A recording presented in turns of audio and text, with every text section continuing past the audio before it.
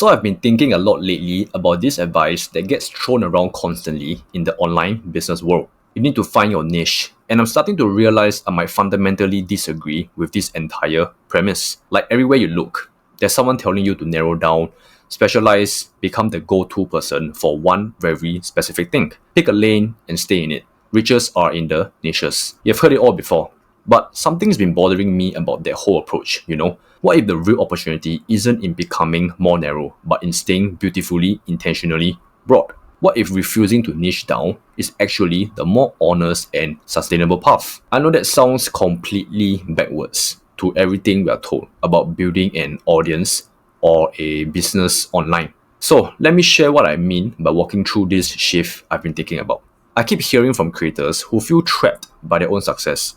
They found a niche, they built an audience around it, and now they feel like prisoners of their own brand. Like they will want to explore a new interest or share a different perspective, but they're afraid that their audience will abandon them if they step outside their established lane. And there's this strange paradox where someone can be successful in their niche, good engagement, steady income, clear positioning, but feel creatively bankrupt. Like they're optimized for the algorithmic success, but lost touch with what actually energizes them. This got me thinking, what if the whole find your niche advice is solving for the wrong problem?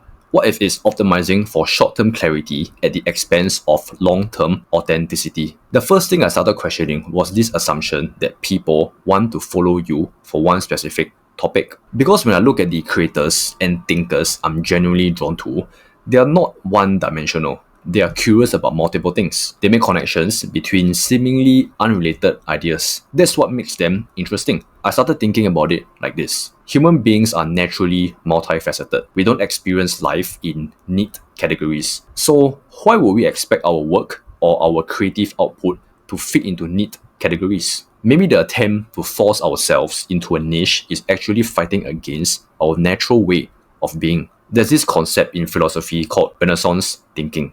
The idea that the most innovative insights come from people who can bridge multiple domains of knowledge. And I keep coming back to that because it feels like the internet has pushed us in the opposite direction toward hyper specialization and narrow expertise. The second thing I've been experimenting with is this idea that maybe your niche isn't a topic. Maybe it's a perspective. Maybe it's not what you talk about, but how you think about things. Maybe it's not the subject matter, but the lens through which you view the world. I started asking myself, what if instead of being known for talking about one specific thing, I could be known for thinking about many things in a particular way? What if my consistency came from my approach to thinking rather than my choice of topics? This led me down this interesting path of studying people who have built really meaningful work without traditional niching. Writers, researchers, entrepreneurs who follow their curiosity wherever it leads and somehow manage to weave it all into something coherent. What I found was fascinating. The audiences weren't following them for information about a specific topic. They were following them for a way of seeing the world, for a perspective they found valuable regardless of what particular subject it was applied to. The third thing I started questioning was this assumption that focus equals effectiveness. Because there's a difference between being focused and being narrow. You can be incredibly focused on pursuing ideas that matter to you,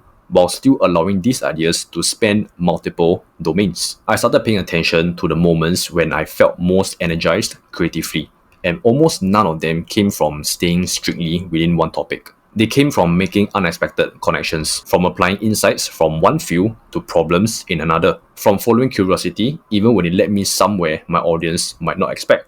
There's something profound about giving yourself permission to be interested in whatever genuinely interests you without having to justify it through the lens of brand consistency or niche authority. That freedom to explore, I think that might be what authentic creative work actually requires. The fourth experiment I've been running is around this question of audience building and meaningful connection. Because at some point, you start thinking about what kind of relationship you actually want with the people who actually follow your work. And I realized I don't want to attract people who are only interested in me when I'm talking about one specific thing. I want to attract people who are interested in how I think, regardless of what I happen to be thinking about at any given moment. This whole journey has me thinking about creative work and business building completely differently now. Instead of asking, what's my niche? I'm asking, what's my perspective? Instead of, what topic should I focus on?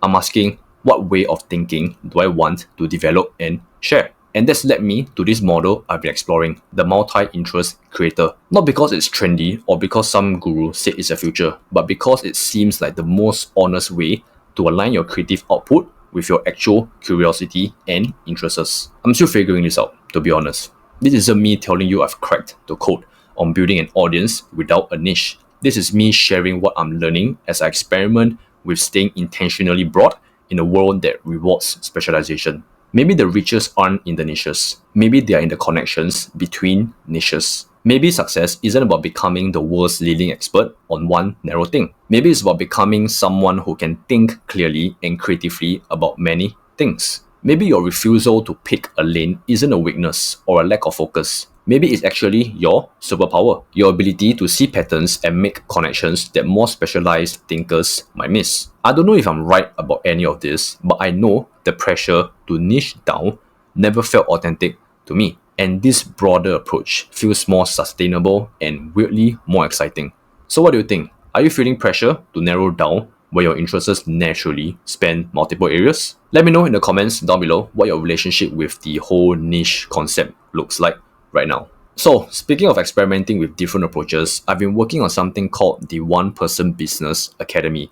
It's not really focused on one specific niche or business model.